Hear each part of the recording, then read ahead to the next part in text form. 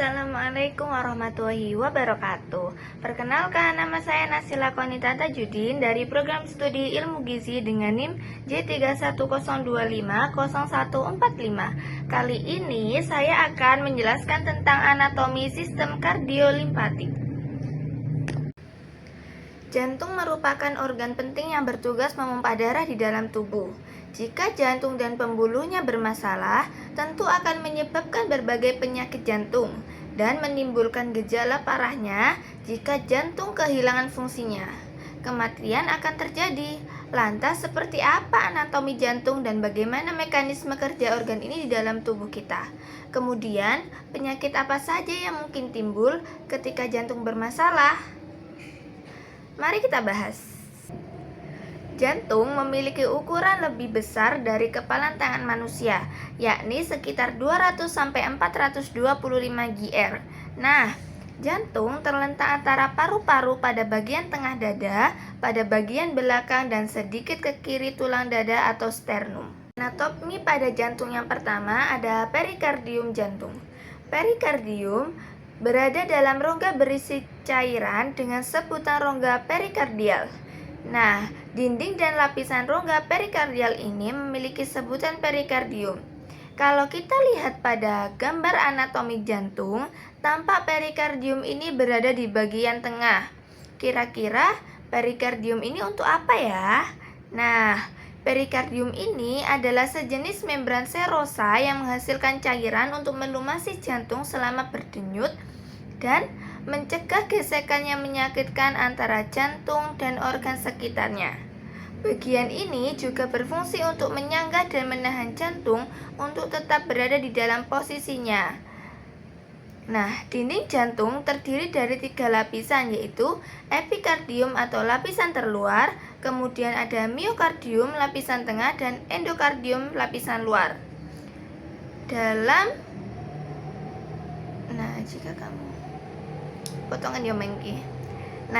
Jika kamu tidak menjaga kesehatan jantung, maka perikardium ini bisa meradang sehingga menyebabkan perikarditis. Apabila bagian endokardium dan miokardiumnya mengalami peradangan, maka akan mengalami endokarditis dan miokarditis. Kemudian ada serambi atau atrium. Bagian serambi atau atrium ini merupakan bagian jantung atas yang terdiri dari serambi kanan dan serambi kiri. Serambi kanan berfungsi untuk menerima darah kotor dari tubuh yang dibawa oleh pembuluh darah. Sedangkan serambi kiri berfungsi untuk menerima darah bersih dari paru-paru. Serambi memiliki dinding yang lebih tipis dan tidak berotot karena tugasnya hanya sebagai ruangan penerima darah. Nah, pada gambar anatomi jantung, tampak serambi ini berada di sisi kiri dan sisi kanan jantung bagian atas. Selanjutnya ada bilik jantung atau ventricle. Sama seperti serambi, bilik atau ventricle ini merupakan bagian jantung bawah yang terdiri dari bagian kiri dan kanan. Bilik kanan berfungsi untuk memompa darah kotor dari jantung ke paru-paru, sementara bilik kiri berfungsi untuk memompa darah bersih dari jantung ke seluruh tubuh. Dinding bilik jauh lebih tebal dan berotot daripada serambi karena bekerja lebih keras untuk memompa darah baik dari jantung ke paru-paru maupun ke seluruh tubuh. Kalau kita lihat pada gambar anatomi jantung, tampak bilik ini berada pada sisi kanan dan sisi kiri jantung bagian bawah. Bagian selanjutnya adalah katup. Katup di dalam jantung terdapat 4 katup yang menjaga aliran darah mengalir ke satu arah. Yang pertama ada katup trikuspidalis, yaitu mengatur aliran darah antara serambi kanan dan bilik kanan. Yang kedua ada katup pulmonal. Katup pulmonal ini mengatur aliran darah dari bilik kanan ke arteri pulmonalis yang membawa darah ke paru-paru untuk mengambil oksigen.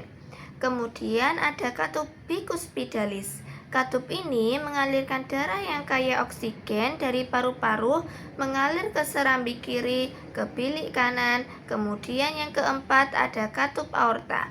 Nah, katup ini membuka jalan bagi darah yang kaya akan oksigen dari bilik kiri ke aorta atau arteri terbesar pada tubuh.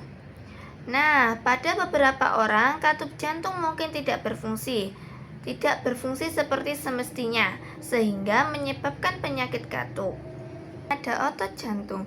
Otot jantung merupakan gabungan antara otot lurik dan otot polos yang berbentuk silindris dan memiliki garis terang dan gelap. Pengamatan secara seksama menggunakan mikroskop maka akan tampak otot ini memiliki banyak inti sel yang berada di bagian tengahnya.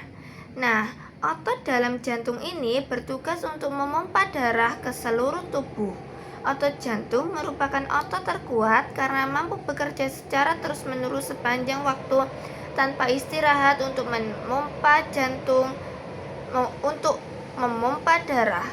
Nah, jika otot ini berhenti bekerja, maka sistem peredaran darah kita akan berhenti. Nah, apabila berhenti, maka akan terjadilah kematian. Pada otot jantung terdapat siklus jantung, yakni urutan kejadian yang terjadi pada saat jantung berdetak. Terdapat dua fase siklus jantung. Yang pertama ada sistol, yaitu jaringan otot jantung berkontraksi untuk memompa darah keluar dari ventrikel. Yang kedua ada diastol, yaitu otot jantung rileks terjadi pada saat pengisian darah pada jantung. Tekanan darah akan meningkat pada arteri utama selama sistol vertikal dan menurun selama diastol vertikal. Hal ini menyebabkan dua angka terkait dengan tekanan darah. Nah, tekanan darah sistolik adalah angka yang lebih tinggi dan tekanan darah diastolik adalah angka yang lebih rendah. Selanjutnya ada pembuluh darah jantung. Pembuluh darah jantung dibagi menjadi tiga. Yang pertama ada arteri. Pembuluh arteri merupakan pembuluh yang kaya akan oksigen karena berfungsi untuk mengalirkan darah ke sisi kiri otot jantung atau ventrikel dan atrium kiri. Kemudian, arteri ini memiliki dinding yang cukup elastis sehingga mampu menjaga tekanan darah tetap konsisten. Pembuluh darah pada jantung dapat menyebabkan masalah, salah satunya yaitu jantung koroner. Apabila terjadi penyumbatan pada pembuluh jantung, kemudian yang kedua ada pembuluh vena. Nah, pembuluh darah yang satu ini membawa darah yang miskin oksigen dari seluruh tubuh untuk kembali ke jantung. Kalau kita bandingkan dengan arteri, vena ini memiliki dinding pembuluh yang lebih tipis. Yang terakhir atau yang ketiga ada kapiler. Kapiler ini merupakan pembuluh darah yang bertugas untuk menghubungkan arteri terkecil dengan vena terkecil. Dindingnya ini sangat tipis sehingga kemungkinan pembuluh darah untuk bertukar senyawa dengan jaringan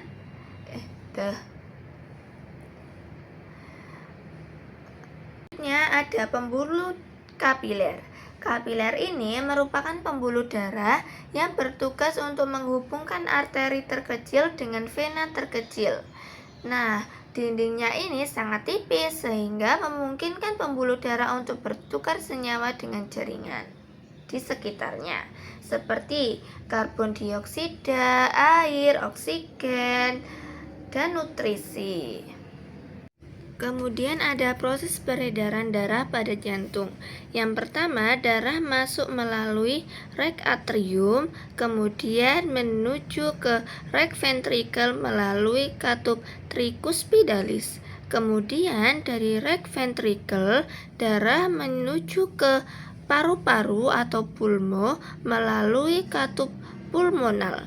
Dari pulmo, darah kemudian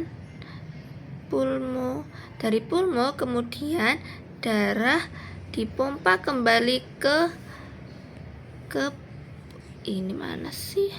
left atrium. Kemudian darah dipompa kembali ke left atrium.